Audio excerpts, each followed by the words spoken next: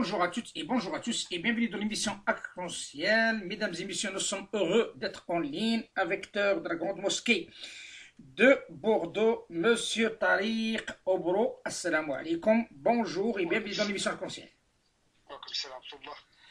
Monsieur Tariq Obro, actualité oblige, l'islam au cœur de la discussion dans le débat public, à tort ou à raison. Il y a un grand débat qui met le imam au milieu de ce débat. Et tout le monde, après position, hein, ceux qui sont pour le imam, ceux qui ne le sont pas, pour un imam de l'étranger comme pour un imam républicain. Mais aujourd'hui, on va essayer de développer dans un premier temps, parce qu'il est en relation réelle avec ce qui est en train de se passer au sein de la société française ces derniers jours, ce qu'on appelle le imam virtuel. Et la thématique de ce jour, imam virtuel, danger réel. Dans un premier temps, de quoi il s'agit, cette appellation de l'imam virtuel? Écoutez, on le sait bien aujourd'hui, c'est que le discours religieux n'est plus cantonné dans un espace physique, celui de la mosquée. Aujourd'hui, il est diffusé dans le réseau d'Internet et qui traverse les frontières. On est passé d'un discours localisé en lien avec un espace géographique et physique à un discours qui traverse les frontières à l'image de l'économie. Il n'y a pas que l'économie qui est mondialisée. Aujourd'hui, les idéologies sont également mondialisées grâce aux autoroutes de l'Internet. Donc on est dans une nouvelle configuration où l'imam en tant qu'émetteur du discours religieux n'est plus un imam qui est dans une mosquée, mais il est dans une mosquée virtuelle. Donc il y a un déplacement, je dirais, d'un discours qui parle à ses fidèles immédiats à un discours qui parle à des fidèles virtuels. Donc aujourd'hui, le virtuel est devenu presque plus réel que le réel. Selon vous, est-ce qu'il est maîtrisable ou pas? Le deuxième problème, c'est que derrière l'écran, on ne sait pas qui y est véritablement un imam, aujourd'hui, l'anonymat permet justement d'être incapable de vérifier qui est derrière le discours. En plus du problème de l'absence du clergé en islam, tout musulman presque s'improvise imam. Aujourd'hui, parce que musulman, tout ce que je dis de l'islam est la vérité. Donc il y a l'imam universel, c'est-à-dire parce qu'il n'y a pas de clergé, il n'y a pas de référence, etc. Et qu'il y a le Coran et la Sunna, tout le monde peut accéder directement au Coran et Sunna. Et donc, tout musulman devient savant, et ça c'est un problème, c'est-à-dire l'universalisation sauvage de la fonction religieuse. Aujourd'hui, on est derrière un écran, on envoie des hadiths, on voit des versets, on fait des commentaires, on envoie des vidéos, et donc tout le monde devient imam derrière l'écran. Et donc, c'est une grande difficulté. On ne peut pas répertorier un imam, un savant, d'un vulgaire musulman. Un vulgaire, ça veut dire comme un des musulmans. Et ça, c'est une difficulté, parce qu'on ne peut pas vérifier qui est derrière les sites et les vidéos et les discours. Comme vous le savez, M. Tariq Obro, cette affaire, ce n'est pas facile à le faire. Même si on parle d'un gendarme d'Internet, c'est impossible de le faire, vu la dimension planétaire quelque part.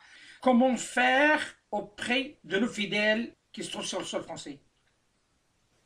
Il est très important de donner à l'imam une visibilité et donc une responsabilité. La fonction de l'imam aujourd'hui en France, elle est très délicate parce que l'imam doit être à la fois au centre de la communauté, mais également être dans la société. Je pense qu'un vrai imam digne de ce nom en France, il doit être à l'interface de la communauté spirituelle et la communauté nationale française. C'est-à-dire qu'il doit être doublement situé dans la tradition musulmane, avec un discours bien construit, intelligent, mais également en prenant en considération l'environnement global. Sinon, le discours va participer à ce qu'on appelle aujourd'hui le séparatisme. Il y a un discours religieux qui n'est pas fanatique par essence, mais qui pourrait inspirer la séparation et le fanatisme. Quand un discours qui est naïf, bédéiste, simpliste, il peut produire de la fissure mentale, il peut isoler les musulmans de sa société. Donc effectivement, il y a l'imam qui dirige les 5 prières, celui-là n'est pas obligé d'avoir un discours. Par contre, l'imam khatib, celui qui assure la khutbah, c'est-à-dire le sermon du vendredi, il doit intégrer ces éléments-là. D'abord, sa communauté, elle est diverse. Il y a la première génération, deuxième génération, troisième génération, nouveaux musulmans, etc. Il y a déjà dans sa communauté une diversité qu'elle doit prendre en considération.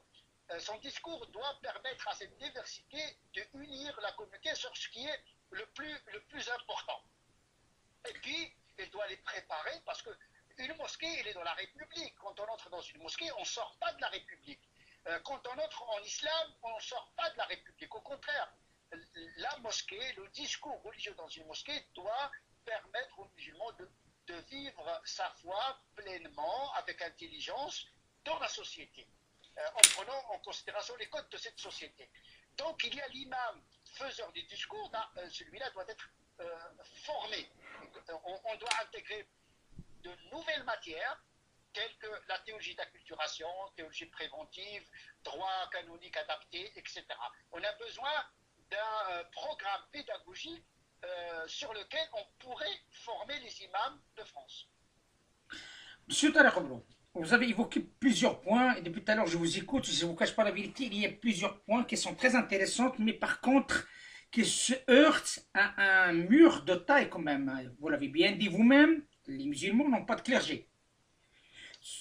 1. 2. Les musulmans, jusqu'à ce jour, il n'y a pas de représentativité reconnue par l'ensemble des musulmans. Les imams sont limités par rapport à son influence, positive ou négative, au sein d'une superficie bien déterminée, département maximum, ou bien voire une région, mais pas plus. Nous avons un réel conflit entre les musulmans eux-mêmes. Et quand on cherche à comprendre un petit peu le fond de tout ça, il n'y a pas de représentativité. Une grande majorité des musulmans ne vont plus aux mosquées par peur ou à cause de ce qui est en train de se dire actuellement dans les médias.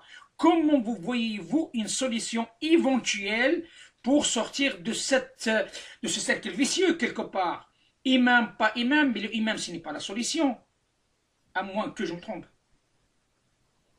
Oui, écoutez, l'imam est une pièce importante, mais ce n'est pas la seule pièce de ce puzzle. Il y a les institutions, il y a l'état de la communauté, il y a également l'état de la société française aujourd'hui très tendue. Je voudrais revenir sur la question les fonctions religieuses en général.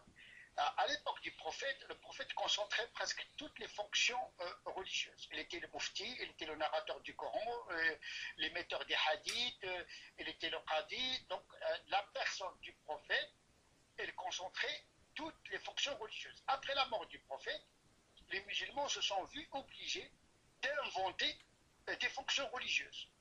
Il y a le grand imam, c'est-à-dire le calife, on a inventé des fonctions séculières et des fonctions religieuses, on a inventé la fonction du qadi, du faqih, du mufti, du soufi maître spirituel, et donc on a inventé des fonctions religieuses. L'imam salawat al-khams, l'imam al-radib, l'imam des 5 prières, avec un statut social, on a discuté au Moyen-Âge du statut social de l'imam des 5 prières, du khatib, etc. C'est-à-dire, les musulmans, étant conscients qu'il n'y a pas de clergé infaillible, mais il y a une invention, selon les circonstances historiques, de nouvelles fonctions religieuses, telles que l'aumônerie. L'islam n'a jamais connu le statut d'aumônier. Aujourd'hui, la tradition catholique a voulu que la République désigne des aumôniers, parce que nous sommes dans une laïcité à dominante culturelle catholique. Nous sommes dans une catho-laïcité. Et il faudrait le comprendre. Donc, tout le monde parle d'une laïcité post-catholique. Et cette transition entre la laïcité post-catholique et cette tendance de quoi vous parlez, il y a un conflit aussi même vis-à-vis des laïcards, vis-à-vis des gens qui défendent la laïcité. non, c'est pas vrai. la laïcité remonte au XIIIe siècle. Il y a un ouvrage en 5 volumes de Georges Lagarde, l'intitulé de cet ouvrage, La naissance de l'esprit laïque au déclin du Moyen-Âge. Il y a tout un volume réservé à Avicenne, à Verrouès, etc., où les musulmans, philosophiquement parlant, ils ont contribué à cet esprit laïque. Donc, la laïcité remonte déjà au Moyen-Âge, mais cependant reste à dominante culturelle catholique. C'est évident. La laïcité française est une forme de sécularisation propre à l'histoire de France. Il n'est pas absolu. D'ailleurs, il est inachevé parce qu'il n'est pas appliqué, la loi 1905 n'est pas appliquée dans des régions de France. Donc il y a cette laïcité, elle est négative, évolutive et pragmatique. Négative parce qu'il s'est construit contre l'Église catholique, évolutive parce qu'il a évolué dans le temps, et il est pragmatique parce qu'il prend en considération la réalité. Et donc c'est une notion dynamique qui n'est pas statique, mais elle reste cependant dominé par la culture catholique. Nous voyons actuellement les vacances sont rythmées par des fêtes chrétiennes, Noël, Toussaint, etc. Donc on a laïcisé la géographie, mais pas l'histoire. Est-ce que l'islam peut intégrer cette laïcité, comme vous l'avez bien déterminé, qui est post-catholique ou catholique quelque part? Si on veut aller encore plus loin. Je pense que théologiquement parlant, l'islam n'aura aucun problème, quelle que soit la réalité où il se vit. L'islam, il a montré depuis sa naissance cette capacité d'acculturation, d'adaptation. Le problème aujourd'hui, ce n'est pas au niveau de la religion, c'est au niveau de l'identité et du ressenti psychologique d'un certain nombre de musulmans vis-à-vis de la laïcité, mais également une certaine crispation de la société française à l'égard de cette nouvelle visibilité qui n'a pas été prévue. L'islam est arrivé avec un retard historique par rapport à la loi 1905, donc ça n'a pas été prévu. La loi 1905, il a pris en considération essentiellement l'Église catholique. Vous n'avez qu'à lire les articles de la loi 1905, vous allez découvrir qu'il s'agit plus de séparation de deux temporels que véritablement de séparation entre l'État et l'Église. Donc effectivement, mais théoriquement parlant, puisque l'islam est universel, c'est un esprit d'ailleurs, c'est une spiritualité, c'est un souffle qui circule dans les civilisations. Il a montré sa capacité de s'adapter. Mais il n'y a pas de problème à ce niveau-là. Le problème il se situe lorsqu'on confond l'islam en tant que religion et l'islam en tant que civilisation. L'islam est une religion au départ, qui est devenue une civilisation sous l'effet de l'histoire. Avec la décolonisation, cette civilisation s'est démembrée en plusieurs États-nations avec des identités multiples, avec un sentiment d'humiliation historique.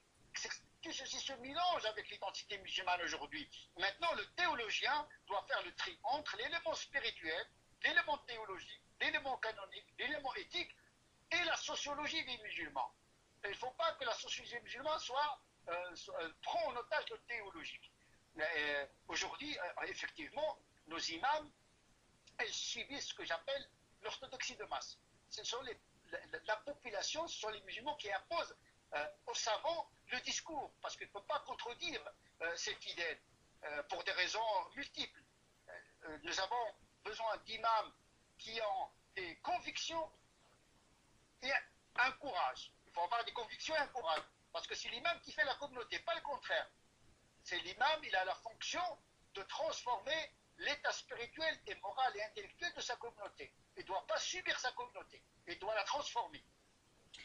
Est-ce que la laïcité, elle aussi, n'a pas besoin de s'évoluer afin qu'il y ait ce qu'on appelle un consensus ou une adaptation à cette évolution, soit sur le plan démographique, soit sur le plan sociologique, soit sur le plan identitaire, parce que au sein de la France, on trouve un grand nombre de musulmans qui défendent le drapeau et les armes aussi français dans le monde. Et le meilleur exemple, c'est le fils de Madame Latif Ziten. Donc, le souci qui se pose, M. Tariq Obrou, est-ce qu'il y a-t-il, et ça c'est une question un petit peu sous forme de proposition, y a-t-il des sages des deux côtés pour trouver un consensus devant cette période très trouble que traverse la France au sein de la communauté nationale, mais maintenant ça prend de l'ampleur sur le plan international.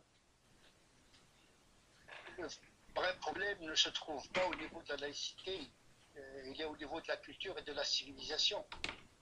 Quand on parle de l'égalité homme-femme, ça n'a rien à voir avec la laïcité. Le problème aujourd'hui, c'est qu'il y a un changement de mœurs, de coutumes et d'habitudes auxquelles la société française n'a pas été préparée. Ça dépasse la laïcité de très loin. C'est plus profond que de réduire, c'est plus profond que la question de la laïcité. Aujourd'hui, on utilise la laïcité comme un cheval de Troie. Tout le monde la défend, mais pas pour les mêmes raisons. Et donc, effectivement, c'est devenu vraiment un concept que chacun manie à sa manière, selon son idéologie. La laïcité, c'est un principe, mais ce n'est pas une loi. La loi, c'est la loi 1905. Elle s'appelle d'ailleurs la loi de séparation entre l'État et l'Église. Donc, il ne faut pas mélanger, parce que à force d'agiter un peu le mot laïcité, c'est un mot qui recouvre beaucoup d'interprétations. La seule interprétation plausible se trouve au niveau du droit. Il n'y a rien que le droit. Mais le problème, ce n'est pas au niveau du droit, c'est au niveau de la culture et de la civilisation. Il nous faut une culture partagée. Donc effectivement, dans mon travail intellectuel et canonique, je dis oui, les musulmans doivent s'adapter au droit français, mais pas uniquement. Ils doivent intégrer également les codes culturels. Ça, c'est une étape d'adaptation. Je dis toujours que les musulmans doivent s'assimiler dans les valeurs de la République et s'intégrer dans la culture française. Ce sont deux opérations parallèles. Comme vous l'avez bien dit, la laïcité est un concept à géométrie variable. Chacun l'interprète et la pratique selon son option politique et idéologique. Oui, mais le souci, il y a des lois qui sont derrière, qui s'appliquent sur l'ensemble de la société, et notamment les musulmans. C'est pourquoi, quand il y a un conflit, eh bien, c'est le tribunal qui tranche. Alors, puisqu'on parle de tribunal, ces derniers jours, nous vivons un conflit de taille. Il y a des caricatures qui ont été faites par une entreprise, hein. Il ne faut pas l'oublier, il faut le dire, il faut bien le préciser, qui propose des caricatures sur différentes religions et récemment sur le prophète Mohammed sallallahu alayhi wa sallam. Le souci qui se pose, c'est que il y a cette affaire qui est partie d'une entreprise qui propose ces caricatures et passer deux étapes qui sont très difficiles à négocier. Première étape, c'est qu'on rentre dans un cadre de terrorisme. Au nom du prophète et au nom de l'islam, on décapite un professeur. La religion n'a jamais autorisé ça. Et au nom de quelle religion peut-on décapiter une personne? Un. Deuxième point, et c'est là où il y a le souci, c'est que cette affaire, ça devient une affaire politique, elle devient sociétale, et elle devient maintenant un problème de géopolitique religieuse à dimension planétaire. Comment faire? Écoutez, tout d'abord, rien ne justifie cette barbarie et ce crime perpétré en plus au nom de l'islam. Ça, c'est un premier point. Deuxième point, Charlie Hebdo, il est dans sa logique. La caricature, la provocation, la transgression. Par contre, le fait de défendre l'expression de la liberté, et si j'ai un conseil à donner à nos hommes politiques, notamment dans leurs relations vis-à-vis du monde musulman, défendre la liberté d'expression, il faut qu'elle soit accompagnée par une nuance. Défendre la République, défend la liberté d'expression, cela ne veut pas dire que le gouvernement approuve les caricatures. Malheureusement, dans la communication du gouvernement, il n'ajoute pas cette précision. Parce que dans l'esprit du monde musulman, défendre l'expression, la liberté d'expression, suppose dans leur esprit l'approbation des caricatures, ce que le président n'a pas dit. Mais il aurait dû le préciser. On défend la liberté d'expression, cela ne veut pas dire qu'on accepte le contenu des caricatures. Vous êtes un fin observateur, M. Tariq Obro, pas que sur le fait religieux, mais aussi sur le fait sociétal. Comment vous voyez-vous l'avenir sur le plan sociétal français après cet épisode qui, je l'espère fortement, que ça va s'arrêter très très vite. J'espère que cette agitation s'arrête un peu et que la raison gagne les esprits. Il y a beaucoup de malentendus au niveau de la communication. La France, il est dans le monde. Notre société française n'est pas isolée du monde. Nous voyons bien que les moyens de communication aujourd'hui font que le monde entier se trouve dans la société française, ce que j'appelle l'humanité fractale. Le tout est dans la partie. Ce qui se passe dans le monde peut faire éruption dans notre société. Donc on ne peut pas parler au monde sans prendre en considération l'intrinsèque de notre société, nos valeurs de la République, mais également la perception du monde. Donc c'est une forme de géopolitique qui doit intégrer également la vision du monde à l'égard de la France et sa relation avec ses musulmans. Et donc effectivement, nous, en tant que musulmans, on se refuse à l'ingérence des pays étrangers. Les déclarations d'Erdogan sont des déclarations inappropriées, qui ne sied pas un chef d'État. On a besoin d'apaisement, on a besoin d'intelligence. Oui, il faut critiquer les politiques, mais il ne faut pas nourrir justement le radicalisme, parce que ce type d'appel et d'opposition peut justement impacter négativement la société française. Monsieur Tarek Obro, l'histoire nous dit et nous a montré plusieurs années le conflit israélo-palestinien a été dupliqué ici en France à travers des manifestations, à travers des prises de position et ainsi de suite, et qui a partagé la société française à maintes reprises. Maintenant, depuis un certain nombre d'années, maintenant 2 ans, 3 ans, en gros, cette affaire commence à prendre de l'ampleur. C'est qu'il y a un conflit entre les Qataris et les Émiratis et chacun ses alliés, Arabie Saoudite, Turquie et ainsi de suite. Et ce conflit prend de l'ampleur et se transmet dans les pays où se trouve une communauté musulmane. Est-ce que la France vivra le même calvaire qu'elle a vécu pendant plusieurs années, comme le conflit israélo-palestinien, sur le sol français entre le courant qatari, turc et émirati saoudite? Écoutez, c'est aux musulmans de décider de cela. Lorsque des personnes de la communauté musulmane s'apprêtent à ces allégeances multiples, cela pourrait effectivement engendrer des difficultés quant à l'organisation de l'islam trans. On sait bien qu'au niveau étatique, au niveau des gouvernements, les relations sont toujours des relations d'intérêt.